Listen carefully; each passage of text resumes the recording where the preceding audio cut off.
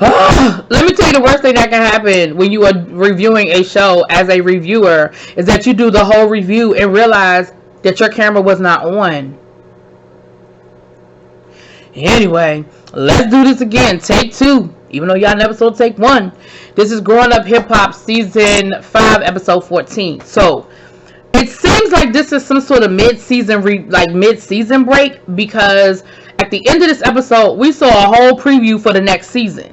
But my thing is, if you've already filmed it... But anyway, let's just go on and make it happen. So... because it's not gonna be long, because it wasn't really a whole lot with this episode. We pick up where we left off with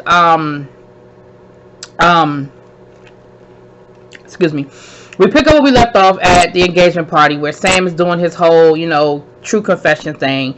And of course they left us with this cliffhanger of Treach. Oh, he's so hip hop, he's so thug, he's so this. What's Treach gonna do? And Treach walks up to the stage and he's like, well, if they got a problem with you, they got a problem with me. You family, and I love you and I accept you. And they hug. And so of course at that point everybody's like, oh, well, if Treach is cool with it. Now, I don't know how much of this is true, how much of this is storyline, and how much of this is Sam still lying, because it didn't make sense. And I'm gonna tell you what didn't make sense. So Egypt goes over to it's Boogie, Lil Eric, his wife, Boogie's sister is there. Eventually Twist come over, and Twist wasn't feeling it at all. Okay, Twist is usually the happy-go-lucky, the fun guy. Twist was just like, you could just tell he was not with it at all. He was like, I mean, if I knew this was going to turn into some Empire shit, I'd have stayed home. He was like, because this is very, what did he say? Did he call him Jesse, or did he call him by his name on the show? But anyway, he was very disturbed by the whole thing. So they're asking, so Boogie was like, so Egypt, somehow, like, I forgot how the question was, but whatever the question was, Egypt's answer was, well, the first time. And when she said that and Boogie quoted, Boogie said, first time, well, how many times did this happen? And then it was like Egypt forgot her script. It was like, well, I mean, not a lot. I mean, less than what you would think. And Boogie was like, because, I mean, I'd be thinking 1. So if it's less than what I would think, then it would be 0. So then, he was like, well, so then she calls Sam over, like, I done forgot my script, Sam. You get over here and tell us what it is. You come over here, Sam, and get it together.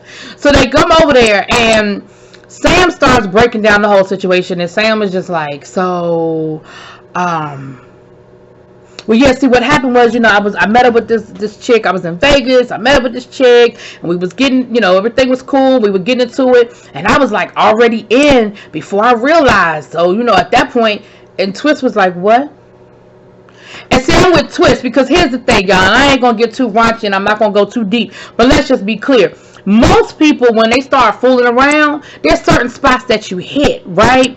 And so if you're with somebody and y'all get to fooling around and y'all getting into some foreplay, like, your hands didn't go below the belt, you didn't do no exploring down there, y'all just went straight for the let me bend you over, and then you went straight for the back door. Who starts off there? Like, who starts in a brand, somebody you just met, you hooking up with the foot, maybe I'm naive, but who starts with the back door? So you mean to tell me that you didn't touch her below the waist, you bent her over and immediately went for the back door? She didn't have no problem with it, no fight with it, and it wasn't until you were already stroking that you realized there was twigs and berries?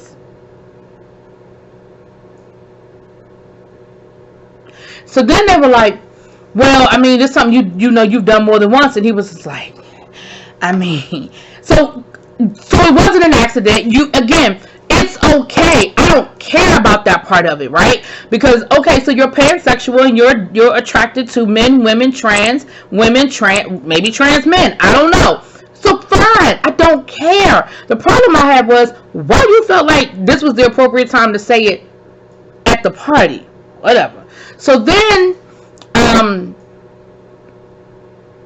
they asked him, well, first they said, well, so that means y'all in an open relationship. And here's a misconception that people have about bisexual people or people who are pansexual, is that because they're attracted to people other than the opposite sex, that means that they can't be monogamous. No, you can still be monogamous.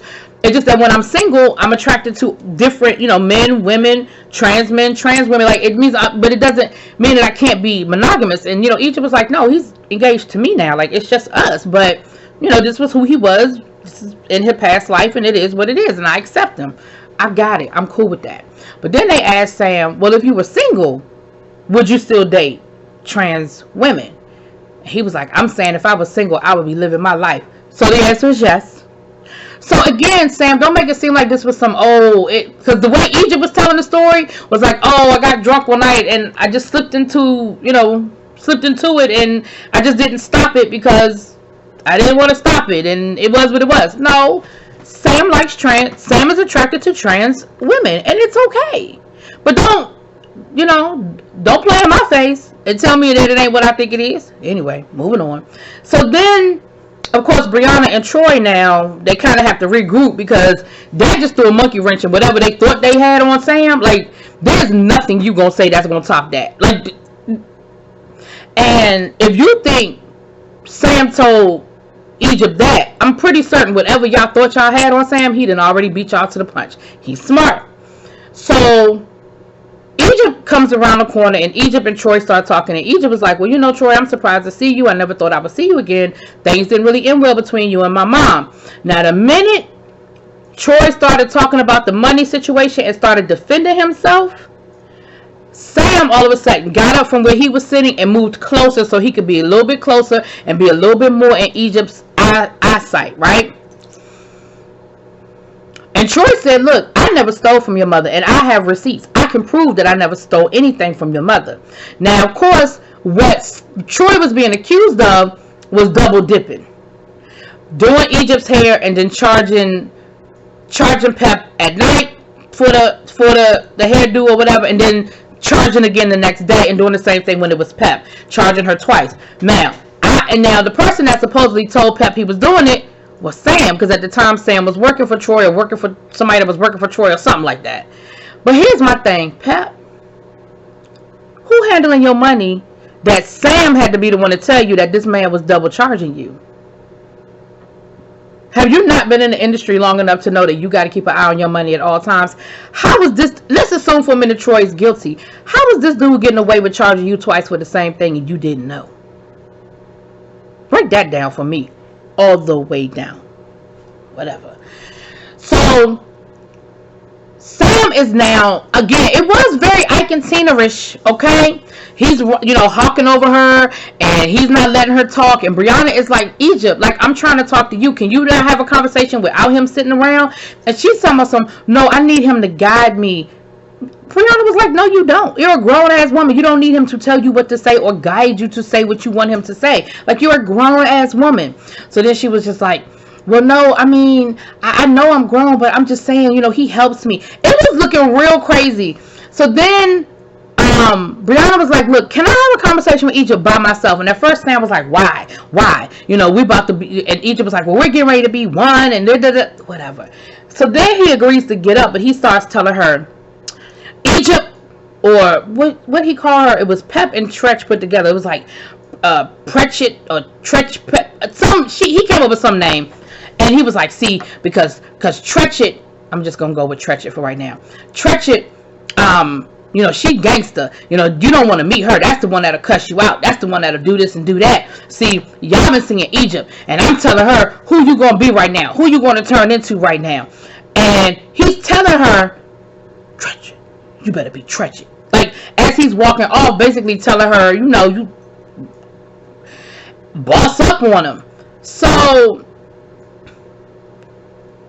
then he whistles, and it did sound like a dog whistle. And I'm going to say this, I was with Brianna. It sounded like a dog whistle, and it did sound like that man whistled at that girl. And so, of course, Brianna goes off. Now, Sam is like, well, what are you talking about? That's what Treach does. So you're saying that Treach calls his daughter like a dog, and that's what you're saying about Treach? Is that what you? And Brianna was like, what are you talking about? This ain't got nothing to do with Treach. I'm talking about you. But see, now Sam feels like, all I was doing was what Treach was doing, so I'm good. No, you're not good, because here's the thing. At the end of the day, my daddy got a nickname for me that can't nobody else use. I promise you can't. I don't care how many times you hear him call me that. You bet not never say it out your mouth. So just because Treach does it, you can't do it. So, of course, then Sam runs over to Pep and lets Pep know, oh, Brianna's mad because I did Treach's call and da-da-da-da-da. So now Pep goes over there, and then here come Treach talking about something. Ain't nobody going to be disrespecting my daughter. Why you yelling at my daughter? Well, y'all know Brianna. Y'all know she don't care, and she don't back down. So now she yelling at Treach. Then Pep gets involved. Now all of them arguing, yelling. Somehow or another, Egypt's dress got messed up. She's crying boo-hoo tears. They done had to bring in security. They got Brianna up in the corner because the way that they were sitting, they were in a corner. So they done got, it was a whole mess. Who's on the sideline smiling, laughing, and joking, enjoying the whole thing? Sam poured all those ingredients in that pot and stirred it up and watched it boil. And he enjoyed every minute of it. Every minute of it. And then when it was over, Egypt was outside. He went to go get Egypt, and he was all like, yeah, Daddy wants you. Daddy wants you. You come on, let's go to Daddy. Daddy's all going to take care of it. Daddy wants you taking her to Treach. Y'all. But this is what I'm going to say to you, Bree. Because later on we see Bree talking to TT. And they still talking about how they got to get to Egypt. And they got to convince Egypt. Because TT wasn't there. TT said, I'm not. I'm going to be in Jamaica with my man. TT wasn't there. But at the end of the day, Egypt, Bree, let it go. I believe your intentions are pure. I believe you're coming from a right place. Let it go. Just let it go. There is nothing that you can say to that woman that is going to make her leave him. And at this point, she's definitely not going to leave him, because now it's more out of, I'm going to prove y'all wrong. The more y'all say how horrible of a person he is, the more she's going to dig her heels. And y'all, we've seen it a million times. There's nothing y'all can say that is going to change how she feels. It's going to have to be him. He's going to have to self-destruct, and she's going to have to see it for herself. All we can do, and I say we, I don't care, but all y'all can do is pray that he does not take her to a place that is so deep and dark that she stays too long in it. That's all y'all can do. Because at this point, she's not going to change her mind. Nope. So the rest of the episode was basically about JoJo's wedding. Now, we know they had this big fight and they were doing this whole, we don't know if we get married. Y'all know they was getting married. He apologized. She accepted. They moved on. He said, that the whole wedding thing, the whole baby thing, he said, I had to, somebody had to explain it to me. I forgot who he said told him about, you had a C-section, just how much that wears on your body. And, and what he said was, he never said, I'm okay with not having any more kids. He said, I'm okay with waiting for your body to heal. And they got married at the castle, which I think is the same place where, Remy Ma got married, where Safari and Erica got married. I think that was the same venue. Either way, it was a real beautiful venue out in New Jersey. And we had, the night before the wedding, we saw JoJo meeting up with Lil Eric. And I guess now that Romeo's off the show, they can't do the whole Romeo Angela will they ever hook up thing. Now it's going to be Romeo and Angela will they ever hook up. So the whole meeting, the whole dinner was about Romeo and Angela and their history and their past, and will they ever get it together, and will they ever find true love with each other, and will they just continue to be star-crossed lovers and whatever. So then we get to the wedding. Now Eric made a little comment about TT being so sexy, cute, and it was funny because he said something about, because like me and TT, as if he ever had a snowball's chance in hell of dating TT. And then he even flirted with TT at the wedding. And I was like, you're so damn disrespectful. He's talking about something, I'm married, but I can still look. You can look, but you can't comment. You can't. Your whole wife is somewhere in that room. And her whole boyfriend was somewhere in that room. You don't get to do that. Then the poor JoJo couldn't figure out how to do the bow tie. And I said, now, all these years, all these black tie events, all these social gatherings that you have probably been to in your life, you have never learned how to tie a bow tie? And there was nobody, your wedding planner staff, nobody on the staff of your wedding planner. And it seems to be, I feel like she was a big deal wedding planner, because they were talking about her like she was a big deal wedding planner. Nobody on her staff knew how to tie a bow tie. They ended up having to call a garment shop and speaking to the owner of the garment shop, I guess where they got their tuxes from, to walk them through it. Y'all do know that YouTube University got all of that. You could have found a video on YouTube faster than you probably could have got that woman on the phone, and probably cheaper too, because I'm sure she charged y'all for that phone call. But whatever. And it looked like it was a beautiful wedding. It was so good to see Justine. I love Justine. I miss her and Joey. And we saw the other daughter, the one that they adopted not a few years ago, but she looked like she's a tween now. But of course, you know, all the usual suspects were there, and Jojo was crying, and she came down the steps crying. I mean, she was boo-hooing, and she looked beautiful. That dress was gorgeous. The wedding looked like it was great. The reception was everything. You know, they was getting it. They was on the dance floor. Everybody looked like they were having a good time. They looked like they were having a good time. And you know what? I'm here for it. I'm cool. And that's just kind of where it left off. Like I said, they showed us a whole trailer for next season. So, and you know, the trailers are misconceived, you know what I'm saying? You know what I'm saying? They send you in the wrong direction. So I'm not even going to sit here and try to guess what I think is or isn't going to happen, or what's going to be said or not be said, child. It is what it is.